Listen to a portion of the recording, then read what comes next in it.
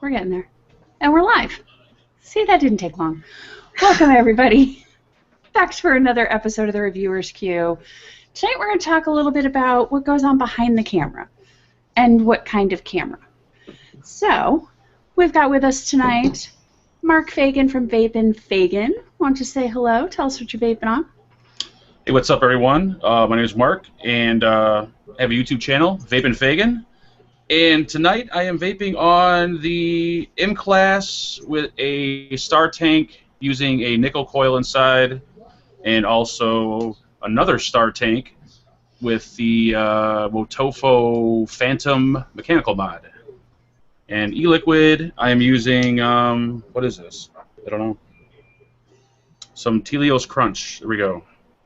Right there. Probably pimp your new show too, man. Oh yeah, hit my new show. New live show Saturday nights, 10 o'clock Central Standard Time.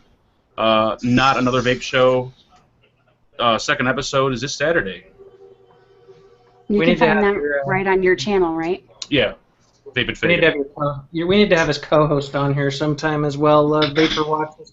He's got a dreamy voice. He's got the best voice in vaping. Definitely does. I expect him to be introducing old, like, 50s rock records. Yeah. And then, of course, familiar face Miss Ruby Roo. Thank you for joining us. Hi, everybody. What's that? I have a channel on YouTube. I like vapey things. I never know what to say about myself. Yeah, I like reviewing vape gear, e-liquids. I like vape pairings. And tonight I am vaping on the Titan Box Mod. I've got a Dot Mod Petrie on there with a Mad Hattie. You're super matchy-matchy. I know. This is like teal for days. This is Nola in here from Lane Cove Vapor. I also have the this is the 29 from Bay City Vapors, and they made like a custom one for me, just so cool, with like the Lane Cove logo on it. So rad. These guys are so awesome. And I've got the Derringer with some Tikeo from Clutch Vapor. I also have some Lane Cove Nola. Oh. Yeah, it's much better in a tank. Not that it was bad in a dripper, but I really like it out of a tank. It's a really good tank juice. Yeah. So that's in the iJust 2 from eLeaf. Testing it out. There will end up being a review at some point. And then my old standby, the SX Mini with a Stellaire and some custard on it. Matt, what you vaping on tonight? I am vaping on the Hobo V3 on the Hexome. What else do I got here? The Snow Wolf 200 with the Magnus. And then I got this Elitist setup that I'm not going to talk about because everybody will probably make fun of me if I do. High horse. We What have is a new it? high horse. I want to know what it is. I've wanted a zero forever, and people have said, "Oh, you're copying the plumes." I wanted a zero before those guys ever got them. But now I'm copying the plumes. But I saved up and I finally got one. Nice. Well, congratulations. Does it have an Uber-tune on it? Yes.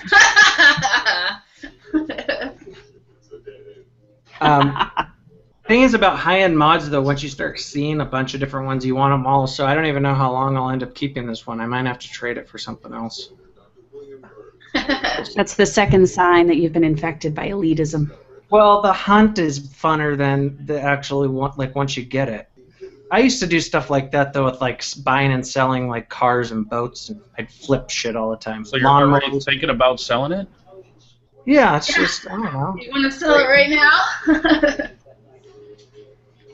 I don't know. We'll see.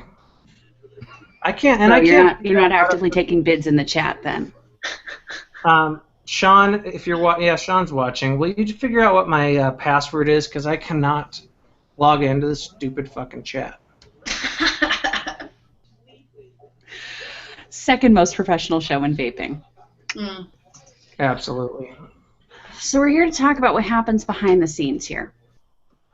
Figured we'd share, because a lot of people want to start channels, whether it's about vaping or not. And even if they don't want to start a channel, they're curious. They want to know, what kind of stuff do we use? You know, what kind of camera, what kind of lights, how do we edit, things like that. So I figured we would actually share that info. I use a video camera, like a Canon Vixia digital video camera with an external mic that I definitely need to upgrade because I get a lot of complaints. I finally got some lights. It took a while, but I did finally get some lights. And so that's how I record. Figure we'll talk about hardware first. So yeah, my camera's not real high-end. It's like a $300 camera. Nothing too crazy. And I just record onto a card, and then I import it into my computer. So what about you, Rue? Oh, well, I'm pretty exciting over here. I shoot on my iPhone 6 Plus. It has served me quite well. So originally I shot all of my videos on my iPhone 5C, and that was interesting. And so for all of you who are ever like, your white balance is terrible, I'm like, I know it's terrible, because like the light sensor on it was kind of crappy. So if you had like a lot of contrast in the shot, my white balance was like flashy, flashy, flashy, and I tried my hardest to fix it. Anyway, so I recently upgraded my phone, shot a couple videos on this, and I was like, sweet, I don't need to buy a new camera. I'm just going to keep using my phone. And I know that sounds, you know, kind of like lowbrow and everything, but I'm really, really impressed with this new camera especially. I know even a lot of like vloggers, popular YouTube channels, they shoot a lot on their iPhones, so I find no problem with it, and it's fun to kind of mess with the settings and stuff. It served me quite well. Now, do you use any kind of an external microphone, or it's just the built-in one? I just use the mic that's in the phone, so if ever I sound a little echoey, I apologize. It's just the mic from the phone. But I do a lot of audio editing in post-production. You know, in editing, I edit a lot of my audio to try and kind of fix that. So, you know, I should probably get a mic for it, but I shot on my phone for like the first, I don't know, 8 months. Yeah. It was a Samsung S3, actually. And really, you can pull it off. It's not so great for close-ups, and the audio is not fantastic. But as long as you can get landscape and you've got good enough light and you've got a nice stable surface to... It's pretty cool. Like using the tripod, and I have like a little attachment for my tripod for phones, and then I have like a little mini tripod that I use for my close-ups, and with the new phone, it autofocuses, so I don't have to ever do manual focusing on it anymore, and so now I can like sit and hold something up, and it's actually in focus, and then when I'm doing close-ups, I don't have to like manually focus it, which is super cool. The upgrades on this phone are like, it's like a different world from what I was shooting on before, and it's still a phone, you know. So until I can afford like a nice like DSLR, I think I'm just gonna keep shooting on my phone. I don't blame you. I think they're coming out good. It's amazing how many YouTubers actually use their phone out there. Like, there's really popular YouTubers out there that yeah, they just use their phone. Now, Matt, I know you haven't made a secret of the equipment you use. Go ahead and tell us again.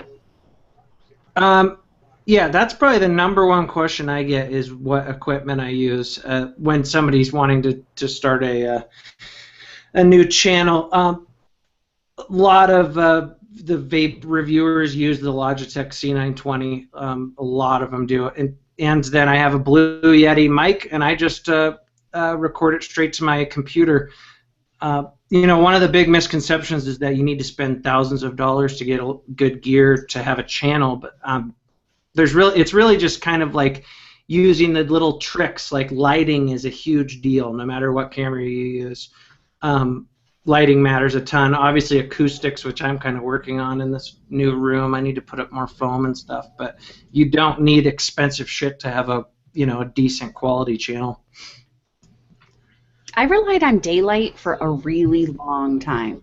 Yeah, me too. And it limited the time of day that I could shoot, and because I wasn't working for a lot of that time, that was okay. So I could shoot at about 9 or 10 in the morning, which is like the best time for me. Mm-hmm. And if I did it like in my dining room or my living room, I had the most lights and I had the most windows, and so I got kind of the best light in there. It would be tough if I tried to do it in a different room or at a different time. So without the lights, you are limited to what you've got access to with sun. Yeah, and I mean you can get lights for inexpensive on Amazon too. The light that I used was like $30 or something. It's just a big light that I have in front of me.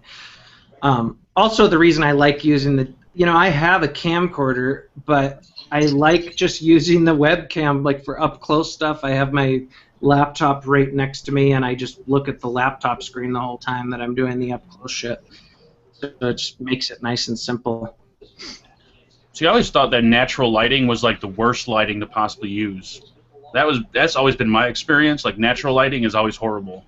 Like I always block out all the natural lighting, just because it changes and it just gives off like completely different colors. Get shadows and stuff sometimes. Yeah. Well, it's unreliable.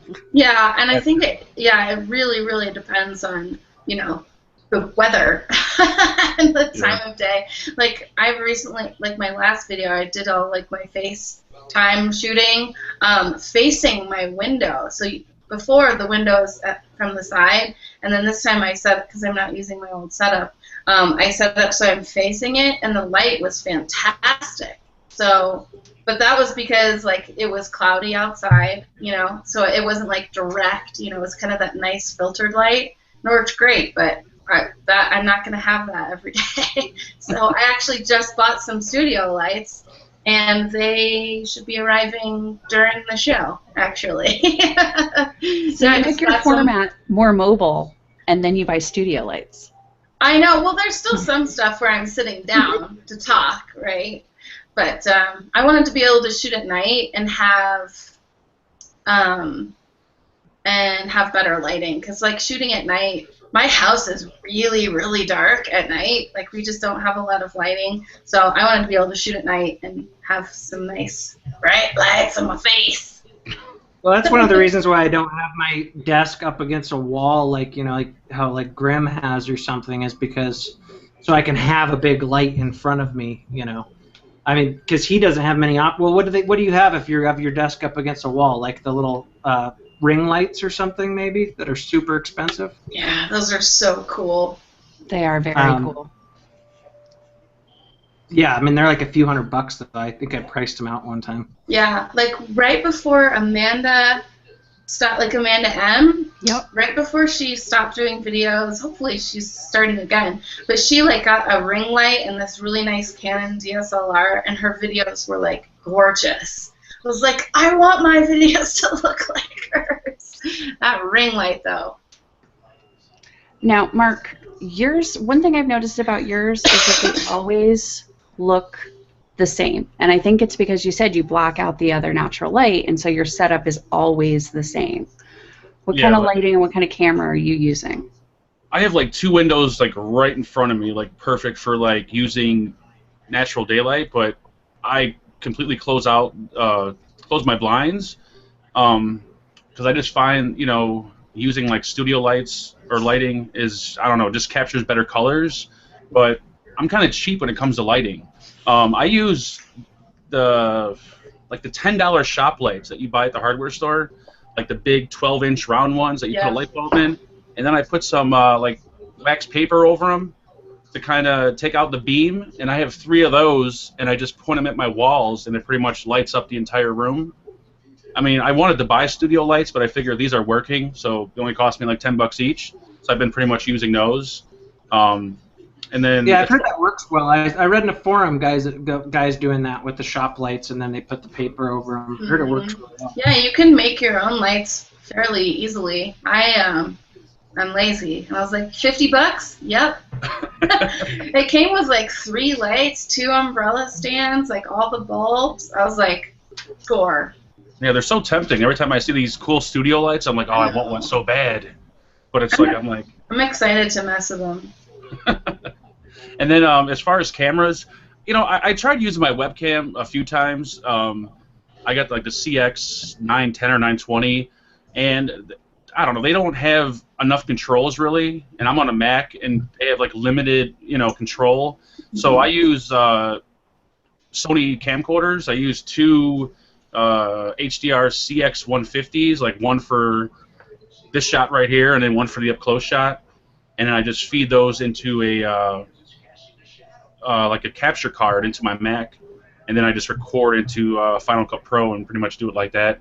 I mean, camcorders are good, but you got to have the right lighting, and the lighting for me just wasn't working. Like the white balance was always changing colors, and it drove me nuts. And I have like nasty OCD, so I just couldn't stand it anymore. So yeah, I mean, camcorders work good, but if you're using a webcam, it's all about the lighting with those things. There's an app called Webcam Settings in the Mac App Store that I use because, like you said, the Logitech C920, their app for it doesn't work on a Mac, but that gives you the option to do like your zoom and adjust your color and all that good stuff. Well, what kind of a microphone do you use, Mark? I just use a regular Blue Yeti. I just keep it kind of a distance from me. I'm not really, I don't know. I don't really like the Blue Yeti. Yeah, I don't like the Blue Yeti. I know a lot of people use them, but just for some odd reason, I'm not really a fan of them. And I'm always playing with my audio inside Final Cut Pro. Try to make it better. I'm trying to get the Vapor Watch voice, the hello, the deep, Yeah, the deep I want voice, whatever his mic setup. Yeah, whatever his mic is, I want it. But I can't stand having the microphone like this in my face, so. Yeah, but it's not so good. The Yeti is when it's far away, it gets a little more. I don't know. The tone kind of gets more like. I don't know what's the word for it. It just doesn't sound as good. Yeah, it sounds like tinny sounding, like echoey. So now, okay, because you do use a camcorder. Mm-hmm. I use a camcorder. I used to use a Sony, but it didn't have an external mic input, and so I was stuck with the onboard mic, and I didn't like it. So that's why I upgraded to the Canon with an external mic. I'm still having issues. But anyhow, you run yours through your capture card, so do you hook your mic up to your computer instead of your camera? Yeah, my mic, like I use QuickTime, and in QuickTime it lets you select your video input and your audio input. So for my video input, I select my capture card, and for my audio input, I select my USB Blue Yeti microphone. So then when I record, it's taking the audio from the Blue Yeti, but only the video from the Sony. But if I have the option to use the audio from the Sony, but since my camera is like, I don't know, 4 feet from me, I use the Blue Yeti. But yeah, it lets you select, which audio source, which video source. See, I probably could have taken it easier on myself if I decided I was okay being tied to my computer. And so I did everything so that I wasn't tied to my computer. Yeah, I do everything like right here. Like I live in this room, so my setup doesn't move. If someone comes in here and my kid like touches my camera, I have like a breakdown because I have to realign it and everything else.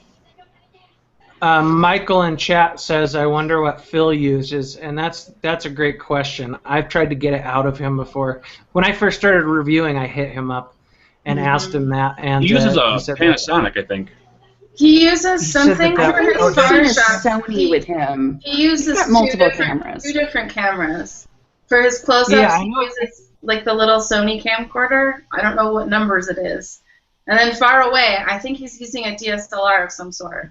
Because every once in a while he'll be in the middle of a close-up and then he'll do something like this and tell you, and you can see the camera in front of him, and it looks like a Sony Handycam of some kind. I think it is. Yeah, I thought he used like the Logitech from during like the FaceTime part of it, and the close-up he used a nice camcorder. But I asked him about sound and he wouldn't tell me. He said he's been working on it for like 4 years and it's a secret or something. I just use, this is one of the cameras. I use 2 of these. And this is my up-close one. I just kind of clip it onto my desk and just kind of point it down. But I just use 2 of these, and they cost like, I don't know, under $200, and they seem to be working fine. So nice. I think it's cool. Like, I think it's cool. Like, I think Matt was saying this earlier. Like, you don't have to get super expensive, like professional gear to make a channel. You just need a relatively decent camera with either its own mic or an external mic and lighting. I think for me personally, I've learned that with using my phone with such a tiny little light sensor, like lighting is everything. Yeah, lighting is like the most important. No matter what you use, you can use a $1,000 camera or a $20 webcam. It's all about the lighting, I've learned. Yeah. Yeah, definitely. And before I got a tripod, I used to use my windshield cell phone camera mount with like that frog tongue sticky surface. Yep. And I would put my phone on there, and then I would suction cup it to a dinner plate, which I then rested on a stack of yoga blocks on top of a prepaid postage box on my table. But it was a nice solid surface, and I was able to, tilt it and tip it, and it worked for like 8 months. So you can make do with some really crazy stuff. I have like a little mini vise that I use for like drilling stuff out or like messing with RDAs and mods and stuff, and I used that I used it as my actual like tripod stand for everything for a while, and I use it for my close-ups. I still use it for my close-ups because it's like the perfect angle and it's really solid, so I know I'm not going to like knock it over, but I put my phone in a vise for my close-ups. I mean, I have a nice tripod and everything, but I need because I film close-ups with my camera right in front of me, like in front of my hands, I needed something that was like really small, so I used my vise. Yeah, I was doing all kinds of crazy stuff like mounting boxes and pieces of wood, because when I do close-ups, I know like 90% of people, they look through their viewfinder when they're doing a close-up, but I'm like the opposite. I like to have the camera actually in front of me and have my screen I like to see what I'm doing like on my monitor. So rather than have this, the camera in front of me doing a build or something, the camera is actually on that side, so everything's kind of in reverse. So I was trying to position like boxes and all kinds of crap until I found like a $5 little camera clamp on Amazon. Kind of saved my day. It sounds a lot like what Matt does. Because Matt, do you have your camera facing this way when you do a close-up? Or I have my camera in front of me facing down. That's how I do it. And it makes it, I like that better. Some people, like the first person kind of angle also. But I don't know. I've never really had many complaints about it. So I try to turn it around so people can kind of see it, so they're not looking at stuff upside down all the time or anything like that. But I just look at my computer screen most of the time that I'm doing close-ups. I don't even look at my hands that much. It just makes it nice and simple. That's how I do it. And like in the very beginning, I just had to get used to. I was doing everything like backwards. Like I'd be like, this is the right side when I'm pointing to the left, and I had to get used to the fact that the camera was in front of me and not behind me. So. Yeah, exactly. It takes a little while to get used to it. Sometimes I even still screw up when I'll go back to edit and I'll be like, fuck, that part was off the out of the picture and stuff. But I try really hard to make it stable and not jumping all over the screen. And then Ruby, you and I think both do it first person. You look through the camera. Yeah, I look through the camera.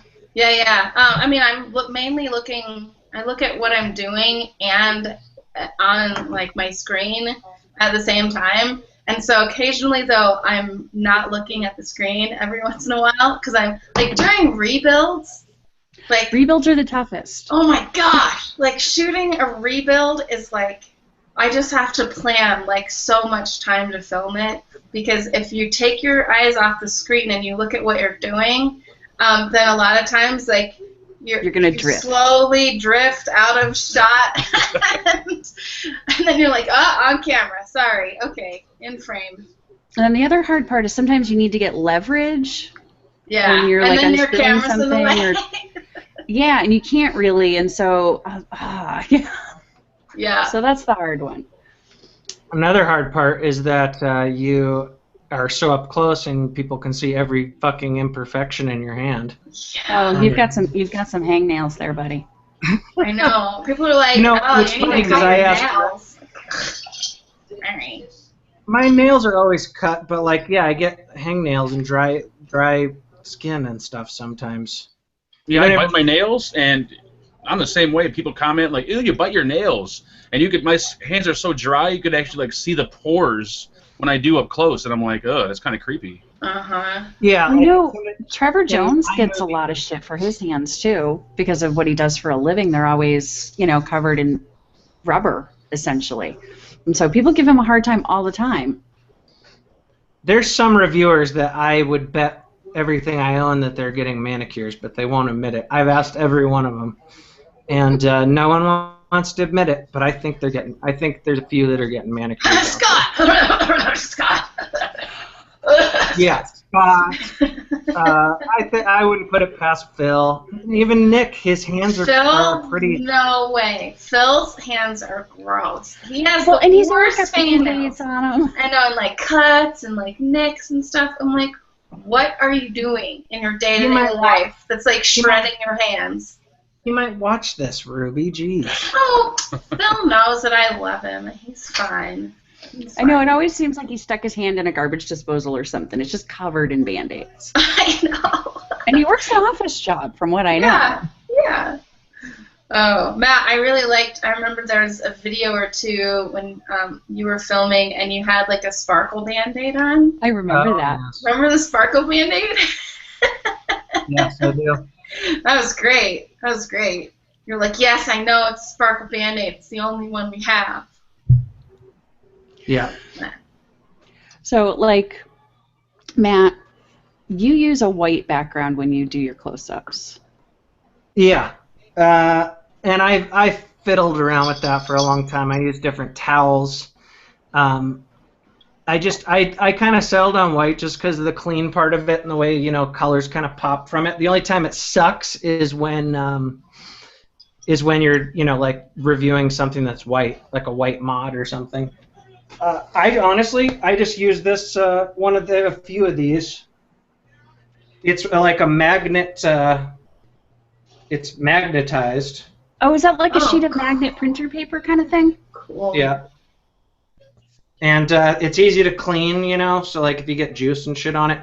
I have some of those vape mats too, and they're like one of them's white, and it's just disgusting now because like the minute you drip juice on it or anything, there's no getting it out. It seriously looks like a bum took a nap on top of it or something. Like it's fucking just dirty. Flophouse mattress. Gross. Looks like my underwear after a weekend of partying. Oh, we didn't have to go there.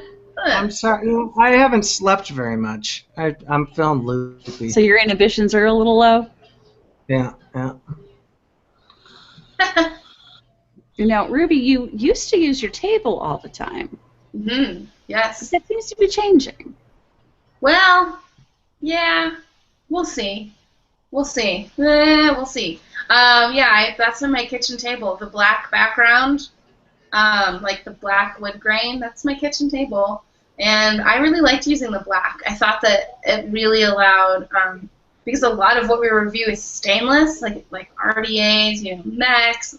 A lot of stuff is stainless. And I was finding I wanted to originally use these like silver placemats because they look cool, but it was, I did some test shots and everything was getting washed out. So I was like, well, I'll just use black, and I found that, in my opinion, the product really pops against the black background. So I just kept it with black, and yeah. Oh, one more thing. Did you see that placemat when you're doing your comparison in that video? Yes, yeah, when I did in the ESP video. Yeah. Yeah, I was like, it looks like my placemat, because it does. Go ahead, Matt. Oh, I was just gonna say, speaking of Scott, I asked him how he keeps his hands so nice, and he told me to buy this stuff, and so I keep this on my desk, and I lube my hands up before I do up closes. Mm-hmm. See, I used to do that too, but if you do a build and don't you get the lotion out of cotton? Yeah. Or just like trying to twist, like if it's like a polished RDA or something, trying to like your hands are sliding. Hands. but it definitely helps, like with dry skin. Like it doesn't Yeah. make dry skin pop out as much on the video. I use chapstick, and instead of putting it on my fingertips, like my fingers crack really bad on the side, so I'll put chapstick on the sides of my fingers and around my cuticles, but not like where I'm actually grabbing things. And it works really well, just like plain chapstick, because your fingers don't get greasy or anything. Works pretty well. I mean, my hands aren't perfect; they're insanely dry, but chapstick works. It's good for Try cuticles. that. Chapstick, man. All right, so we talked about the hardware stuff and the setups. And what about editing? What software do you use? Matt. I just use iMovie. I have Final Cut Pro as well, but I used it a few times and felt like I didn't really need it. I got so used to iMovie and doing it fast that it's just kind of hard to leave. I mean, they're a lot similar in some ways, but it's just a little more simple. So yeah, I mean that's iMovie's. The only thing about it is they updated it when they came out with like the new OS a while back, and it's not as good as it used to be, in my opinion. Now, does iMovie have like smart filters and smart fixes, wizards, where if you're trying to get rid of background noise, it kind of does it automatically? Yeah, well, there's an enhancement feature, and I was going to say that earlier. Sometimes when you click the enhancement feature, it really helps with the colors, but it always makes like the imperfections on like hands and stuff pop out more. But it usually, I do the enhancement feature, then I do minimize background noise by like 50%, and then I change like the audio to the loudness setting, and that's pretty much all I do. I think we're in a room full of Mac users. I believe I'm the only Windows user here. I gotta represent. I use Adobe Premiere Pro, and I don't know it very well. I can do like the editing portion. It's the fixing and enhancing that I don't really have a handle on, because there are no like smart filters. You have to apply it, and then you have to like isolate the noise that you're trying to get rid of, and then you have to play with the sliders and stuff. There's no like fix button. So I find myself having to like try and isolate the buzz and then pull it down and even it out, and it's kind of a pain in the ass. I kind of wish there was just a fix button, but there isn't. But that's what I use. And then for my thumbnails, I don't use just like a single still. I'll grab like multiple stills out of the video and then pull it into Photoshop and then put them together in like a little collage and throw some text on there.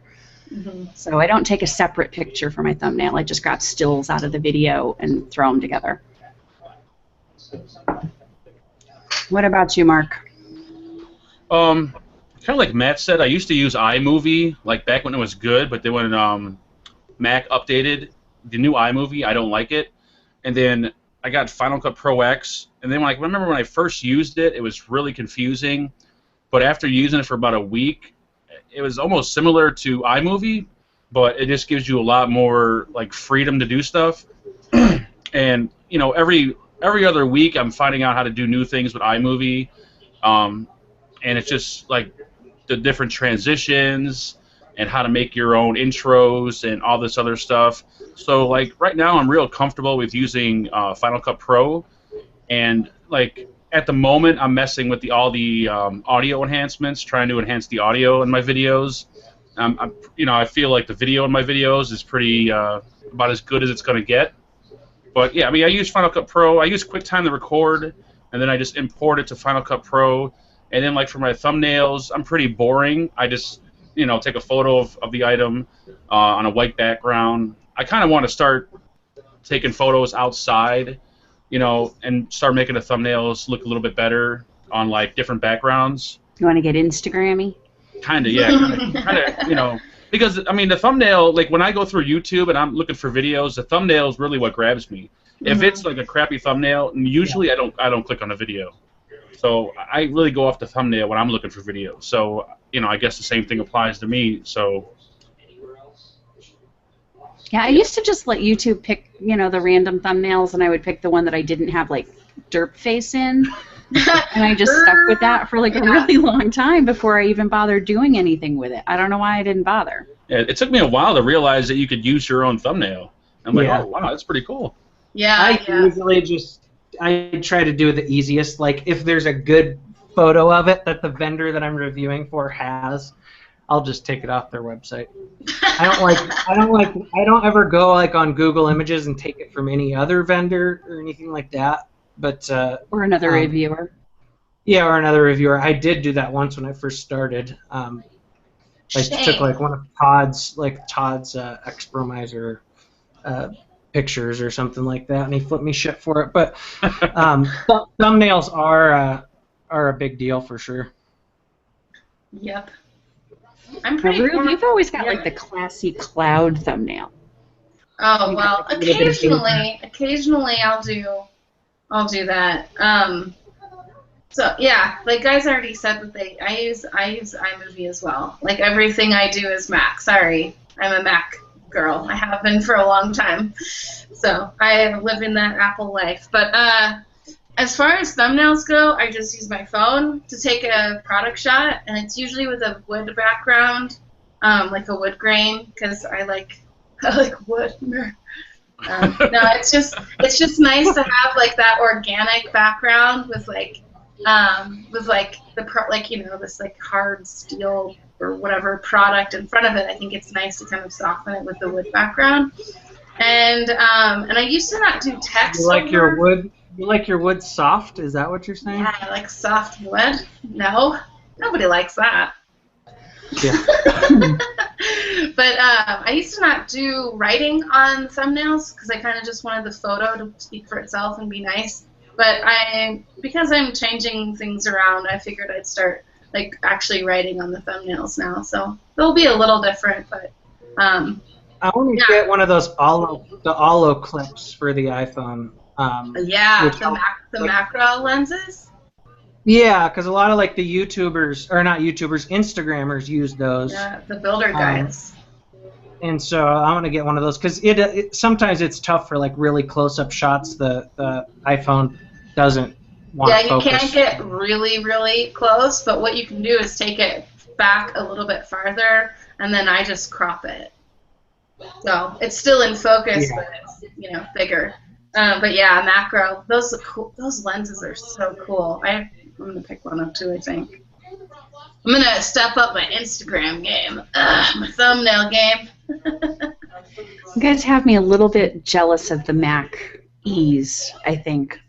iMovie is really easy, and like there's a lot of like little, because I've been using iMovie for so long to edit, there's a lot of like little tricks that I've learned over just using it, because I've never edited video before starting my channel, and now there's like I've learned all these like little like tricks and stuff that you can find in the software that have greatly improved like the ease of editing, and I find currently that iMovie is enough for me, but maybe in the future I'll do use Final Cut, but for now, iMovie is working fine. Especially once you learn the program really well, you can find the little secrets. Yeah, when you know all the key commands, and if you have a magic mouse, it makes it way easier. Especially with a magic mouse. Yeah, those are so much easier to use when you're using iMovie or Final Cut Pro. I just have a regular mouse. You can swipe your fingers and crop stuff out.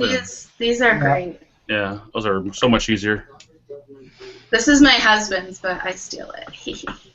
I had one, and I don't know where the hell it is now. It's just Command B to cut. One thing that irritated me about iMovie is that you could cut, and it would keep playing as you could do a cut, but the video wouldn't stop. So you could kind of now there's one extra key, you have to hit spacebar in order to get it to start again. You used to be able to just cut it, and then it would just keep playing, and you could move it back a little bit, and it would keep playing. I don't know. It's kind of hard to explain, but it's one little annoyance with the new iMovie. I actually like the new iMovie, but I also didn't use the old one very much. I much prefer the older one. It was so much easier, I think. Yeah, I agree. I don't know. I like the little extras they threw in. I don't know. Maybe I've just gotten used to it. I have to do like a lot of audio processing on mine. I always have to run the de-esser. I have to run the de-hummer, and then I have to throw in the EQ to get rid of the background noise. And once you do that, you have to isolate where the noise is the loudest, and then you need to pull it down and then like even it out and then boost it to compensate. So I've saved them all into a preset that I just kind of like dump onto the clip, but then I have to tweak it a little bit. Mm-hmm.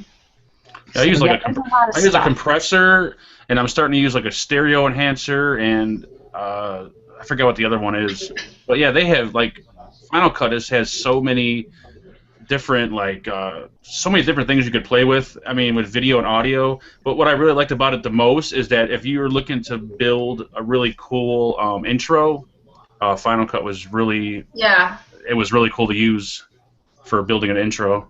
Yeah, for like if you're actually like generating native graphics, yeah, like you have to use a program like that. And I that's a little bit over my head. Does iMovie let you put in 2 tracks in layers? Yeah. Okay. Oh yeah, you can put in. You can do all sorts of cool stuff with the audio. I've learned a lot about audio lately, actually, and like stripping. You can strip audio from other clips and put it into other parts and like completely change things around. You can do like layers. It's actually a really, I don't know. God, I'm gushing. Sorry, everybody, but that was the reason why I upgraded and started using Premiere, was because I wanted to have multiple tracks so that I could throw in close-ups but not stop the audio from the main clip. Oh yeah, you can layer. Continues, and I could throw in a close-up and come back out, and it doesn't interrupt. Yeah. You don't actually have to splice. You can just layer. I think Premiere has that. You just have to kind of. Yeah, that's why I ended up using Premiere. Yeah, you got to dig for. I know Premiere is a really good program to use, but it can be complicated. Very complicated. No, that's the one feature that that's why I upgraded to Premiere, is because I do use that one all the time. I have been meaning to do a new intro on our channel for like months. Like when I was in Baltimore, Sean and I were playing with some of the Apple templates, and I think I'm just going to go that route. Mm-hmm. There's some really cool ones. Every time I scroll through all the sounds in like iMovie, I hear Matt's intro. I hear that song. And I just want to use it one time. I know, me too. That's what's funny is I constantly get like messages from people saying, "Oh, I heard your music on another video, dude," and I'm like, I don't own it. It's just an Apple. It's Apple Music. Yeah. I actually last night I made my new. I have a new intro now, so I actually posted it on my Facebook and social media today, so you guys can check it out if you want. But I was really sick of my old one. I'm not sick of it, like I liked it, but I made that video like so long ago, and I just wanted something new. So I did some pretty crazy stuff to get that shot, and then stayed up till last night at like 3 or 4 in the morning looking for the right music. But yeah, it was crazy. Had to be done. Needed some freshness. Yeah, well, she was sending us all I changed mine once. 3 in the morning. Yeah, I was. Sorry, Matt. Do you remember that thread on Reddit where somebody complained about the long intros? Yeah. I was already kind of sick of mine, so I'm like, fine. And I made a 3-second intro. Your little wink. It's cute. That's all it does. Mine went from like 30 seconds to 22 seconds. Now I think it's down to 7 seconds. So it's as short as I can get. Mine's like, I think my old one was about 5 seconds. My new one's about 10. So it's a little bit longer, but it's still short. I mean, 10 seconds. That's really short. I think if it's under 10 seconds, people are happy. I think if it gets over like 10 or 15 seconds, they start complaining. Yeah. Now, what kind of built-in YouTube features do we use? I know we have access to cards. I still haven't figured out what cards are. I mean, I've played with them, your final card? Yeah, I haven't done mine. Well, no, there's actually a feature in YouTube called cards that you can put links in. So, like, if you sell merchandise, you can put a card in, and it's just a little thing that sits up in the corner, kind of like an annotation, but it shows up on mobile. The annotations won't show up on mobile. So if you guys have merchandise through, like, an authorized site, you can put it up there. It'll let you link to other videos and things like that, but you can't do time jumps. So like my little skip ahead button that I use sometimes uses a time jump, so I couldn't use a card for that. I have to use an annotation. Mm-hmm. So I still haven't figured out cards completely.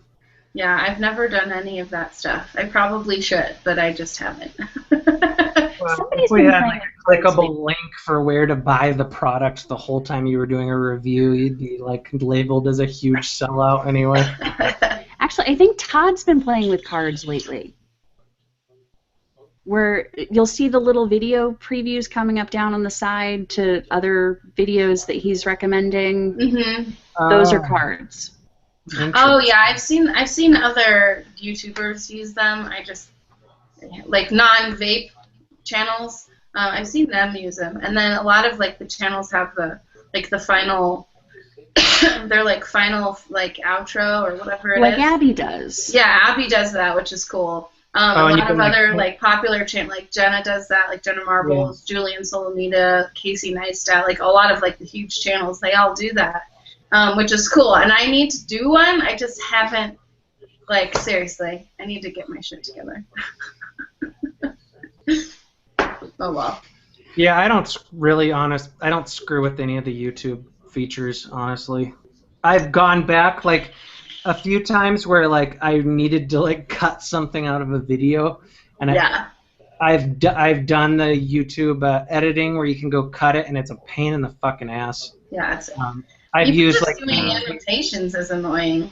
Yeah, I've used annotations before if it's something that was like really important that I missed or I got wrong or something. But those don't show up on mobile. I know, but it's better than nothing. Users are still correcting it, and you're like, I already put an annotation in there. You just can't see it. I know. I'm always like, turn your annotations on. And I'm like, wait, they might be on their phone. Maybe I'm being an ass. Well, if it's something like, you know, I fucked up royally or something, I usually like put a comment on the comments there too, hoping that people will see that before they decide to bitch me out about it. Now, what about scheduled posts? Do you guys put things up and then use the scheduling feature to kind of launch automatically? I've never used that before. Uh-uh. I use I try not to use anything that YouTube offers. I think the only thing I use is their little subscribe like icon thingy that's in the corner of your video. Like you could select what your graphic wants to be. Yeah, the channel branding deal. Yeah, that's the only thing I think I ever use. I just recently found out like last week that they have a whole selection of music that you can download and use for your videos. Mm-hmm. There's a caveat to that though. If you use that, you can't monetize that video. It's free to use, but you can't monetize. Oh, well, forget that. I'm all about the Benjamins. Benjamin. It's probably not multiple. Yeah, that's true. Like, I am all about a couple of dollars. Oh, man. Ooh, SoundCloud. I've been exploring SoundCloud lately. The copyright, like the royalty-free stuff, the copyright-free music. A lot of artists will put out free stuff, and they're just like, here, just use it. Here, it's free for everybody. So my new intro music I actually got from SoundCloud. It's awesome. There's actually a lot of sites that you can use now that have, you know, copyright-free music. You buy it. Like a lot of times you can, you know, you buy a song for like a couple bucks, but then you can use it wherever. You don't have to worry about freaking YouTube copyright infringement stuff. Yeah, my little winky ding. My winky ding. I got that from freesounds.net, and all I had to do was put a link in my description saying where I got it from. Mm-hmm.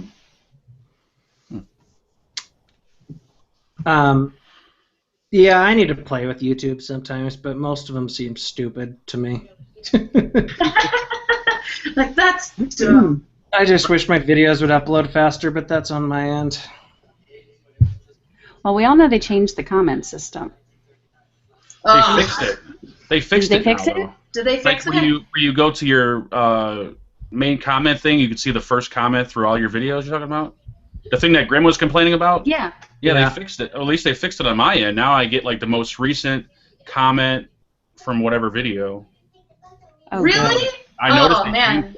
Okay, I need to go back in and look because earlier today I was like pulling my hair out and like this I comment. think it's happening maybe a little bit at a time because when I check the Reviewers Queue channel, their comments are kind of in order, but on my channel they're still all kinds of fucked up. Yeah, like it's so. I just if anybody watching or listening or in the chat, just know if I haven't commented back, it's because YouTube has made it very difficult to reply to comments on older videos. Like, Honestly, I just have like I know it's bad, but I'll comment back on stuff that like from recent videos or questions, but I just don't even look in there for the old videos. Because I get like that formaldehyde video I did. There's still people commenting on that shit every day, and a lot of times it's like they're controversial or some argument going on there between people, and I just don't even want to fuck with that. I don't even go back and look. I know if I look at it, I'll get sucked in, so I haven't even looked at the comments on that video for months now.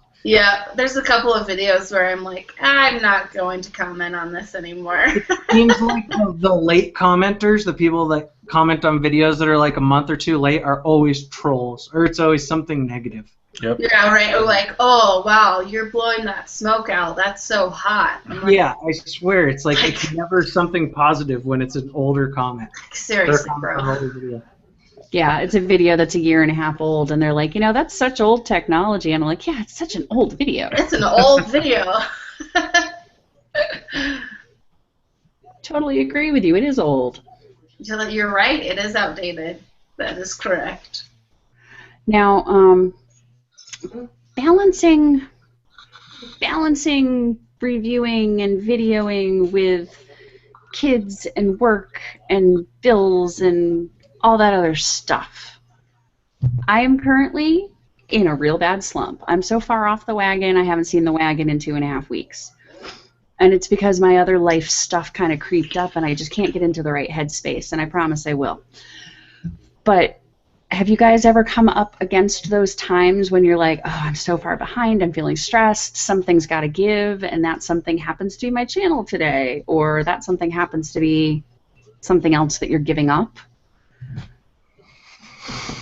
I have, like, summertime is here, my kid is out of school. I used to have it, where I do like a video a day, and people got used to that, and that was like in the fall and the winter. My kid was at school. I had like the whole entire morning, so I was just going through them like with no problem. But now summertime's here, and he wants to play, and there's things to do, and it's so much harder now to do, like way much harder. Mm-hmm.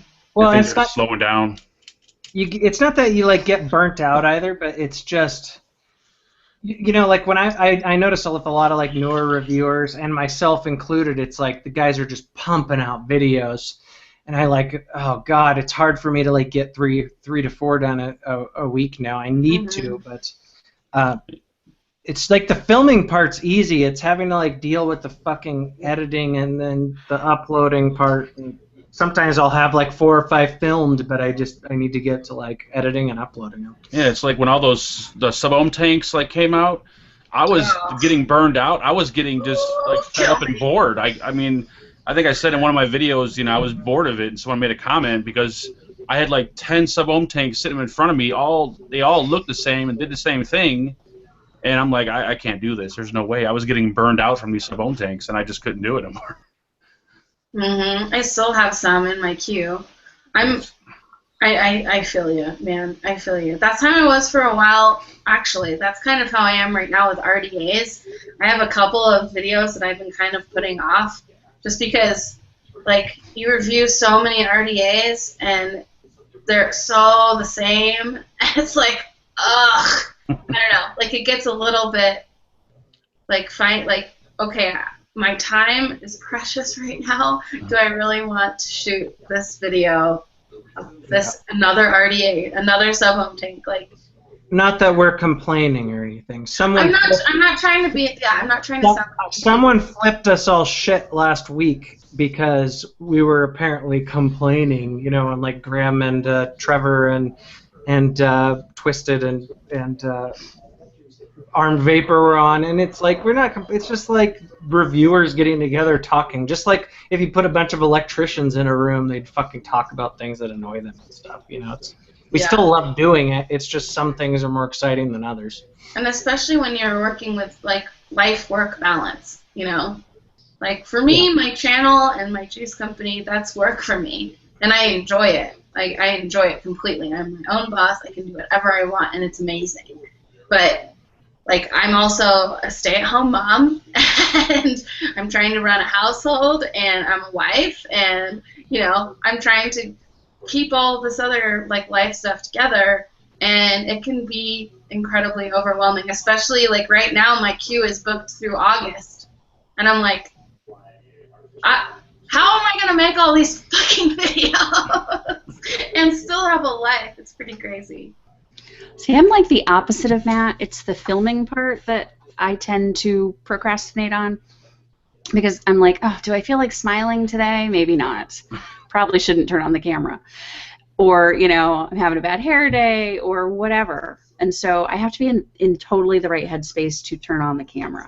That's definitely true. Like, but I can edit it, you know, 11 at night in my pajamas with my hair up on top of my head and no makeup on, and it's totally cool. And if I don't finish, I can just leave it and then go back to it tomorrow. You definitely don't want to film when you're tired or in a bad mood. People already say that I'm boring enough. If I'm like, I have done that before where I filmed and then gone back and watched it and like I look extra boring and waxy on this video. I'm trashing that shit. Yeah. But it's you think like you can hide it sometimes, and then you go watch it back and you're like, you could totally tell that I was a grumpy bitch. And that's like with the editing process, like all these extra enhancements and each features and all this stuff you throw in there.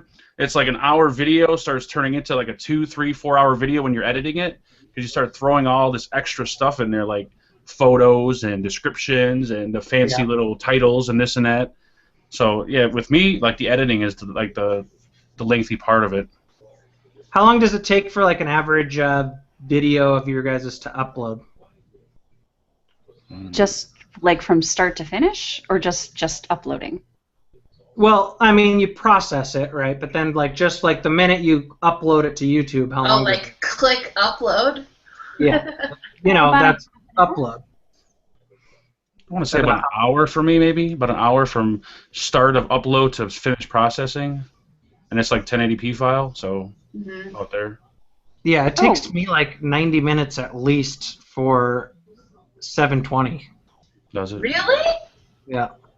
Matt, you're in that Montana internet though, bro. Well, the upload's like 4 megs, but it just, I mean, not that that's good, but it's kind of average, I guess. Yeah, I got a 25 meg upload, and mine takes about an hour. So I mean, that's about right. Like if we do a vlog or like a Basardo link video, forget it. Uploading It takes overnight. forever. Yeah, it takes 4 or 5 hours for that thing to. Yeah, my uploads, if I'm doing, if I have like an hour-long vlog, like a really long one, it probably takes, I don't know, like about 3 hours, 2 to 3 hours to upload. Wow. Which is, and like I have to like, I know, which isn't that long, but like most of, like if I'm making like a 10-minute or 15-minute video, it usually takes about 20, 30 minutes to upload. So my upload is fast, and my processing is really fast too. But I don't know. I'm not. It might just be my connection as far as the upload speed. But man, vlogs take forever, and I like have to babysit it too. Because if I don't babysit it, if I just let it go, like I don't know why, but it'll like stop. That 95% processing, and it just stays there for like it does. an hour. It has a couple of times, yeah. It's actually easier sometimes to upload it again and delete the first one. Yeah, I've done that. It goes to like 95, and then it just jumps to 100. I notice sometimes it does that. It's that whole. I've had it get stuck in processing a bunch of times before, and had to start over. Now, Whoa, it's support us. How does everybody organize their filming? Like, do you film in order, in sequence, one at a time?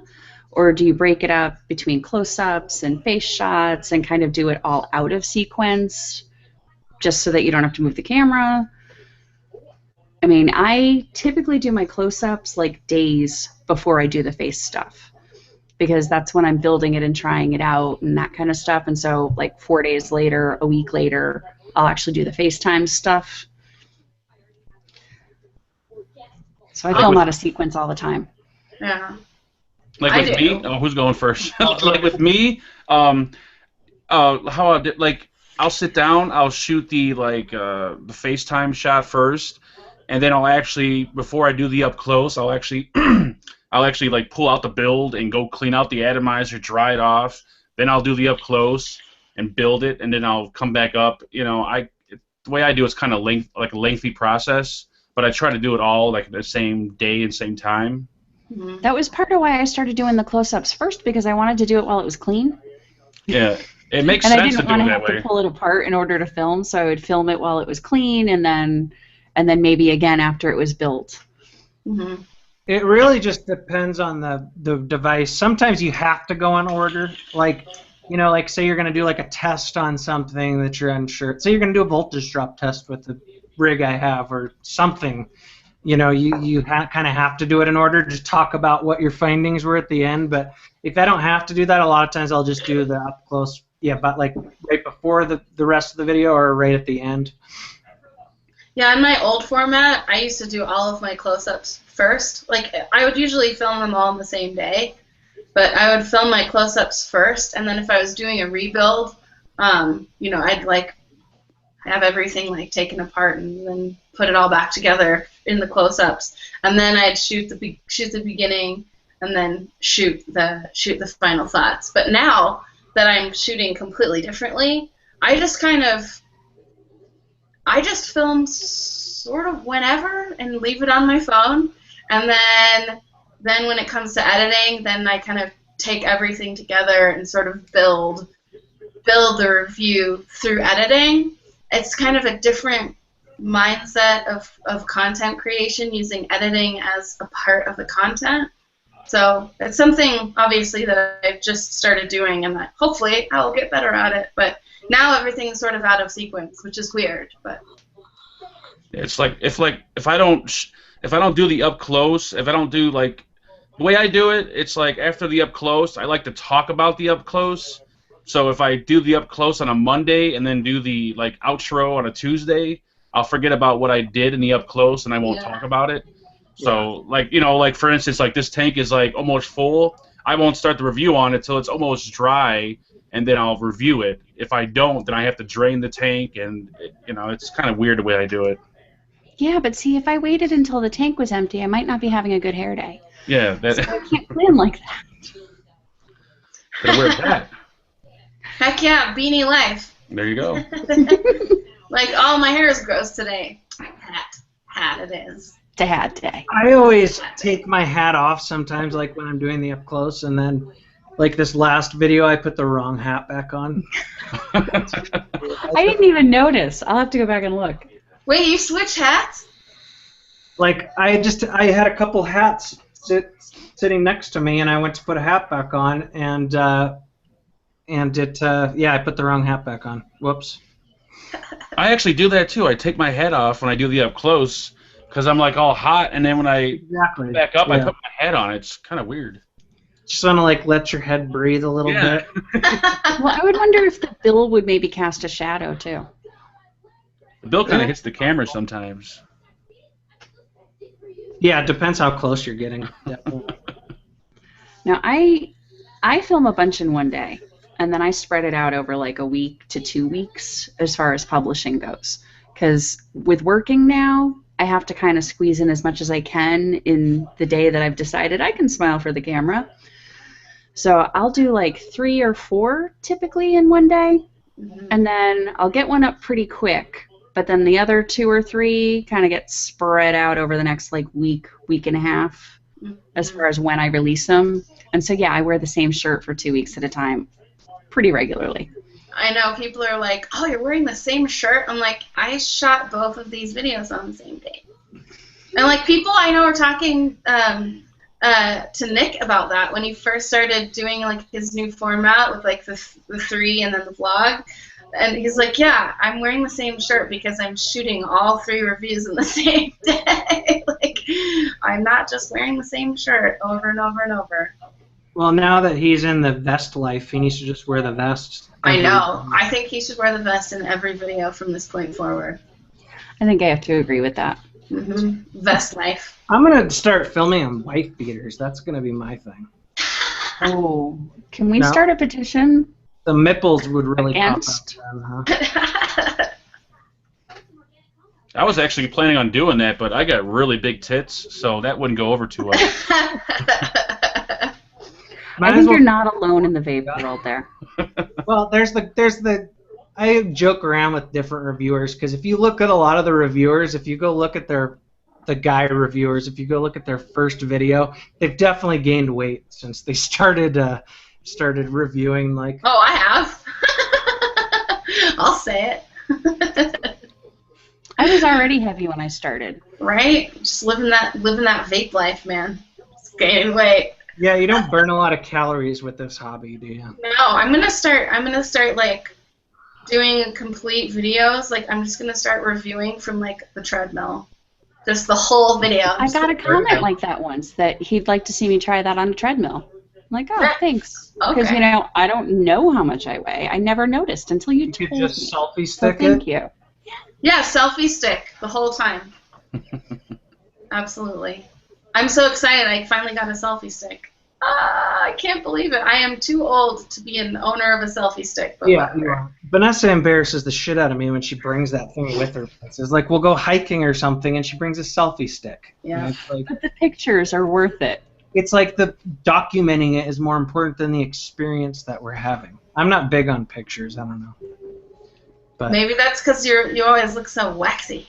that could be. You're like, I heard that. oh, it's a Vanessa Hi, video. Hi, Obviously. V. Spying on me. So now, I'm pretty excited talking for my selfie stick. That's all I'm going to say. about formats, Ruby, you've changed yours. Has there been a lot of resistance? Because we know people are very stuck on things. Like, don't change your background. It messes me up. Mm-hmm. You know, Matt moved and he put the same picture up so that it wouldn't mess people up. I know. I can only imagine like the conniption fit Matt's having with my videos now. It's okay, Matt. It's still me. Just take a deep breath. We'll all live through it. You're finally, you're doing the jump cuts and stuff. I know, right? That jump cut life, though. I like quick videos with jump cuts. I know a lot of people say they don't like it. It's funny because everybody says they hate jump cuts, but then if you look at some of the most popular YouTubers, they all use jump cuts. Yeah, yeah. I think the old format was great, and it worked really well. And I just had to do something different. I just was I was bored, honestly. So there has been some resistance. Not a lot. So the majority of the feedback so far has been really positive. But then there's like the 5%ers who are like, unsub. I'm like, yeah. congratulations for unsubbing. Good job. I love it when people tell you they're unsubbing. It's just fantastic. And they have to give you like the world's like longest paragraph, like explaining why. I'm like, there are plenty of people who politely and quietly unsubscribe to me every day, and that's fine. You can unsub. I don't care. I mean, I definitely think like there's too much. You know, sometimes videos can have too much jump cuts, but like Vaping Vic here in the chat, fucking jump cuts. Vic, no one wants to hear you say for like 3 seconds at a time. So just cut that shit, buddy. I haven't embraced the jump cut life. I hadn't either, but now it's just I'm there. I'm in it. If it's a funny like mess up or something, I'll leave it in there. But like if it's like I flub my words or I just like there's some dead space, like might as well keep it going fast. Like yeah, I feel like it kind of helps the video move forward a little bit faster, and it definitely like if I was leaving all of that footage now that I'm shooting like raw without any cuts, it would be like an hour long. Yeah, with the new format, jump cuts are just necessary. It just has to happen. I find it easier to do the jump cuts on close-ups. I don't know why. Maybe because my face isn't like moving from one position to another in the middle of a sentence. So I can slice that up and make it more efficient and free flowing, but I have trouble doing it when it's me talking. Unless the phone rings or the dog barks, then I kind of have to. Oh yeah, the dog with the jingle balls, the jingle bells. The jingle ball. The jingle ball. I started doing jump cuts like when I started recording, just because it was so easy to do in iMovie, and I like to use the word and like and awesome a lot. So I would cut out the word and like so many times, and now I just became like really comfortable with the jump cuts. But now that everyone's getting into the jump cuts, I'm trying to move away from them, and I'm trying to get into the Scott, like I Get You 69, the little smooth transitions. I'm starting to do those now. So instead of the jump cut, it's going to be like a little smooth transition to the next scene. So I'm trying to get into those. He does that. He kind of plans out each segment. One, yeah. That's what I'm trying to do. And then moves it for a few seconds at the very end. You know, like he kind of like twirls the product in his hands.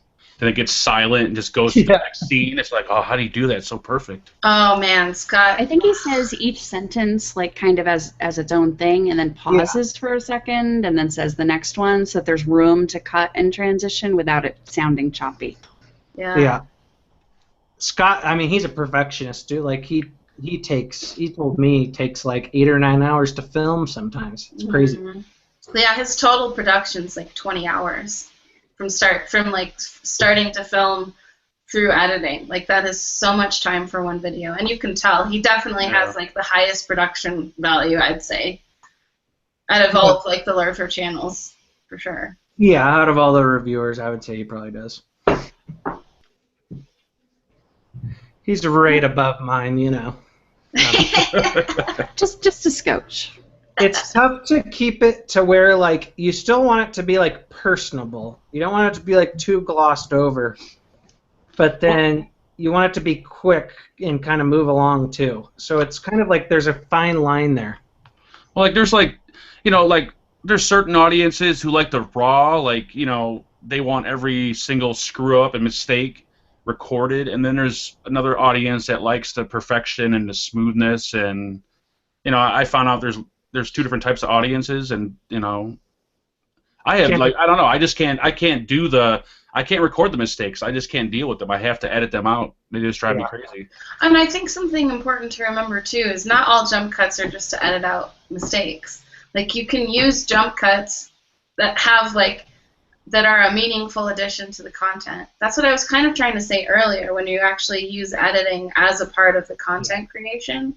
I think they can be an effective tool to like move the video forward. Not just cutting out mistakes, because I cut out so many or burps or coughs or sneezes. Like you definitely I edit those out, but I think you can use cuts in a meaningful way. Absolutely. It's I mean, I cut a lot. I tend to like ramble when I'm doing up close stuff. I'll repeat myself sometimes. I'll end up filming like 20 minutes of up close and take it down to like 7 or 8. And because you do want to, and sometimes I'll move parts around, you know, because you want stuff to try to flow, you know, as well as possible, so like people can kind of absorb the information easier. Yeah.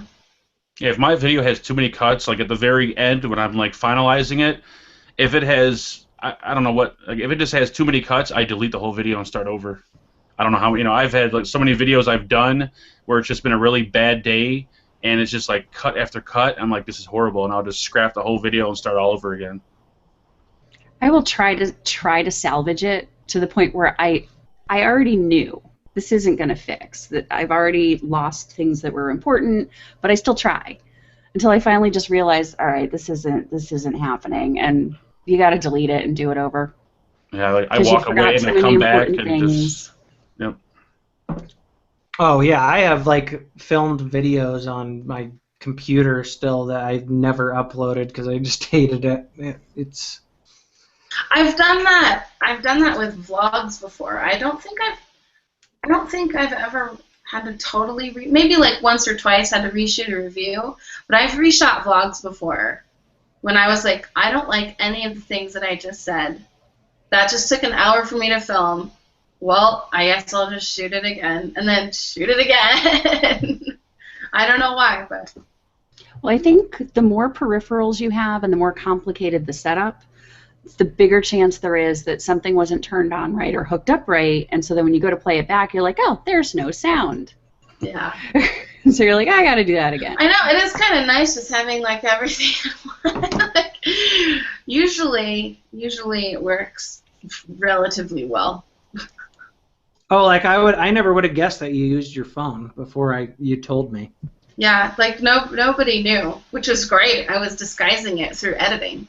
I always try to look when there's a reflective surface. I always try to look yeah. and see if I can see the camera. A couple people figured it out. And I realized I could never see a lens. Mm-hmm. And so I was kind of clued in a little while ago that I never saw a lens on any of your reflections. Yeah, a couple people figured it out, and they're like, that's an iPhone 5C case in the reflection. And I'm like, yeah, it is. But I've never actually told anybody, aside from a few people here and there, that I shoot with my phone. I don't know if I was, like, ashamed of it or, like, you know, I'm not cool enough to have, like, a real camera. But now I don't care. Like, no, I offered to buy you a webcam, and you still didn't want to use it. Yeah, I don't like using webcams. You do it out of choice, so embrace that shit. That's right. Yeah, I don't want to be tied to a computer. I don't know why. Yeah, I mean, I can't. There's no way I could use one now. Like, now that I'm doing, like, everything kind of mobile, I need, like, my phone now is, like, the perfect camera to use, so. Yeah. Oh, Grim wants to know if you're still going to be doing vlogs. Oh, in chat? Yeah.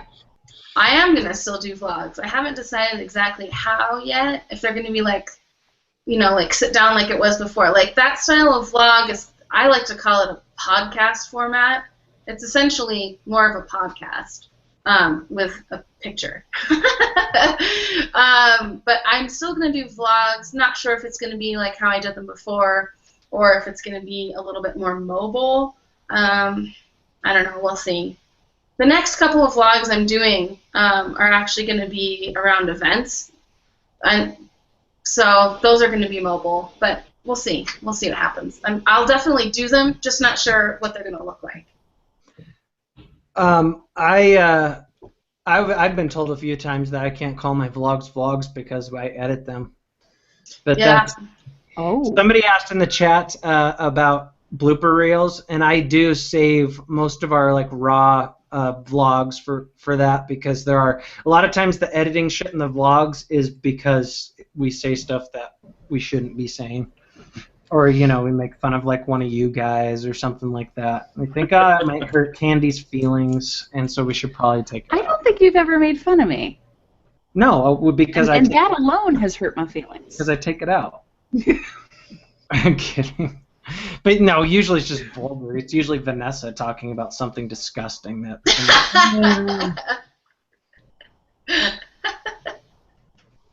That's great. No, when it comes to bloopers, like, regular mistakes I don't even bother with, but it's got to be stupid stuff like the dog going berserk or Tavish making me laugh, and if it's good enough, I'll take the clip and throw it at the end of whatever I'm doing, and it's like a surprise. That's how if I do like a little blooper thing, it goes at the end of a video. Like, I don't save any of that stuff. All gets deleted. I don't have enough. Like, I shoot in full HD. I don't have enough storage space in my house, in the world, to save all of my fuck ups. That would take, like, servers. Do you guys save the final copy of your videos? Yeah, I save the final version, but all the raw footage I delete it. I just don't have space to save it. No, I only save about a month's worth, and then I clear it out.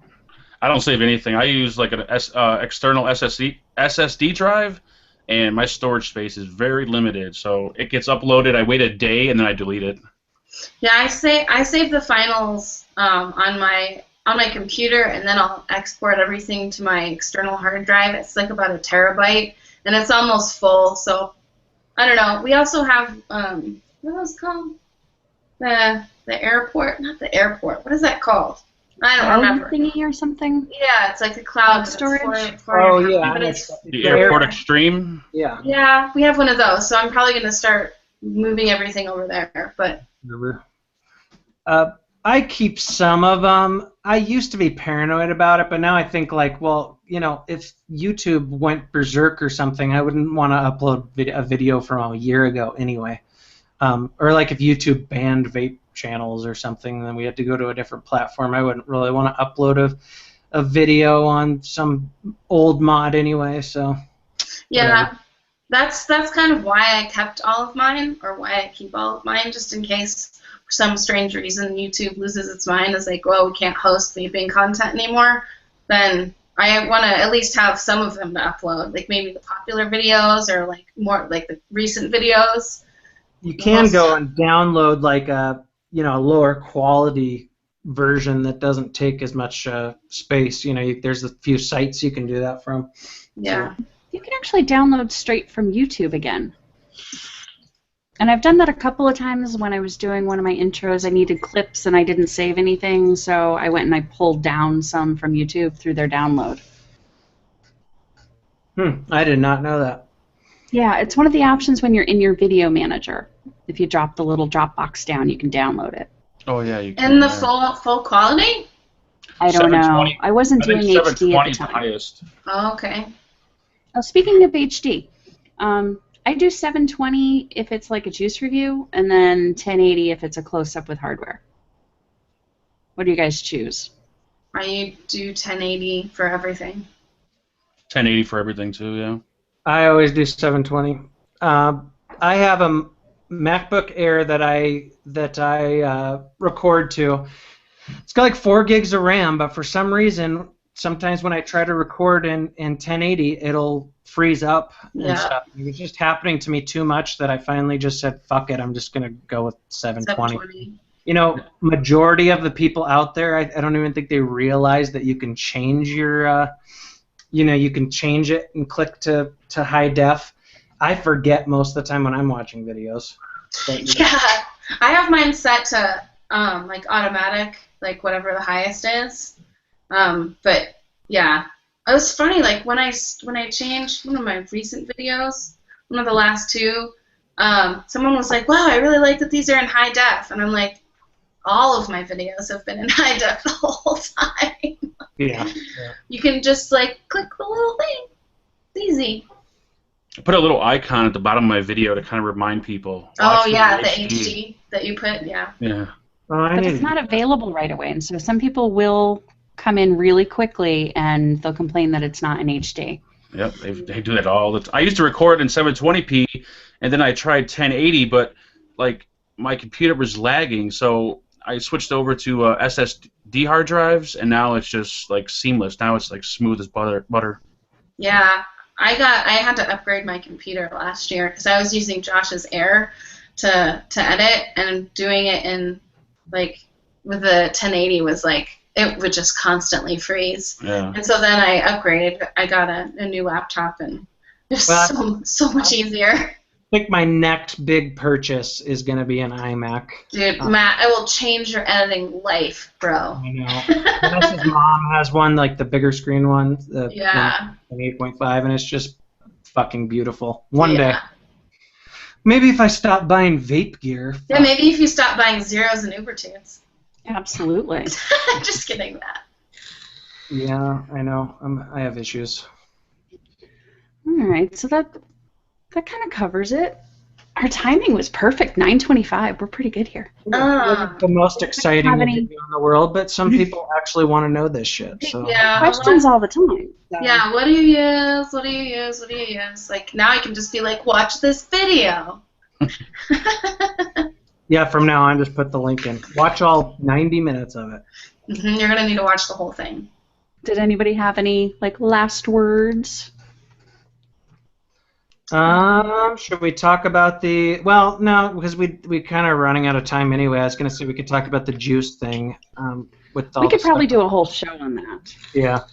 We should probably just talk about that next week. I do want to put in a quick plug. Kansas. Kansas, contact your local senators and congressmen. They're trying to pass a 20-cent per mil tax. Super important. If you don't know where to look, contact me on Facebook. I'll give you links. Absolutely. Jesus, that's expensive. Yeah. Yeah. And And it's regardless of nicotine content. So. And then that just means that like states or like juice vendors won't be able to sell in certain states. Like that sucks. Pre-filled containers are excluded. Well, yeah, of course they always do that. They did the same thing in Indiana. Yeah, it's being pushed by the same people too, Reynolds. Oh my gosh! Can they just go away, please? Just go away. Just go smoke your cigarettes. Go away. We don't want you. Don't. You're messing it up for everybody. Go away. This is why we can't have nice things. This is why we can't have nice things. It's R.J. Reynolds. Anyway. Well, thanks for coming on, you guys. Mark, Yes, it was nice. thank you very much. We'll have you on again when it's more exciting too, or we can talk about some controversy. Well, I kind of knew that Mark was like a techie guy, so I really thought that he would get into this. It was pretty exciting. I liked it. I did like it. It was fun. I like talking about nerdy stuff. Now I know what Mark out. does, and I can copy him. Yeah. There you go. Now we're gonna copy everything you do. I copy from everybody else, so hey. Well, it's not copying if we share. I guess. True. That's the whole point. I just like his background, like in the screen with his He's logo. like one of the best backgrounds in vaping. Yeah, I have this TV behind me, and I didn't want to have like a blank TV screen just sitting there when I started doing my reviews. So I'm like, I got to put something on the screen because it's like a sore thumb. Like Damien does that too, and it looks pretty cool. Yeah, it's like Then all the little like shelves that you got behind you.